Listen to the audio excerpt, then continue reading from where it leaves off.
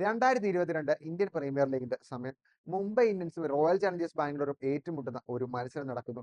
ആദ്യം ബാറ്റ് ചെയ്ത മുംബൈ ഇന്ത്യൻസ് 151 റൺസിന് പുറത്താകുന്നു. ബാംഗ്ലൂർ റോയൽ ചാലഞ്ചേഴ്സിനാകട്ടെ കിട്ടിയത് മികച്ച തുടക്കവും. എന്നാൽ സാക്ഷാൽ ജസ്പ്രീത് ബുംറ നയിക്കുന്ന മുംബൈ ഇന്ത്യൻസിന്റെ പേസ് യൂണിറ്റ് എതിരെ വന്നപ്പോൾ തനിക്ക് തോന്നിയ മനോഭാവവും ജസ്പ്രീത് ബുംറ താൻ എത്രത്തോളം പേടിച്ചു എന്നുമൊക്കെയുള്ളത് പറഞ്ഞിരിക്കുകയാണ് RCBയുടെ ഓപ്പണർ അനുജ് റാവത്ത്. അദ്ദേഹത്തിന്റെ വാക്കുകൾ ഇങ്ങനെയാണ്: മുംബൈക്കെതിരെ കാര്യങ്ങളെല്ലാം ഞങ്ങൾക്ക് അനുകൂലമായിരുന്നു. എന്നാൽ സാക്ഷാൽ ജസ്പ്രീത് ബുംറ നേരെ വന്നപ്പോൾ എനിക്ക് ഒരുപാട് പേടി തോന്നി.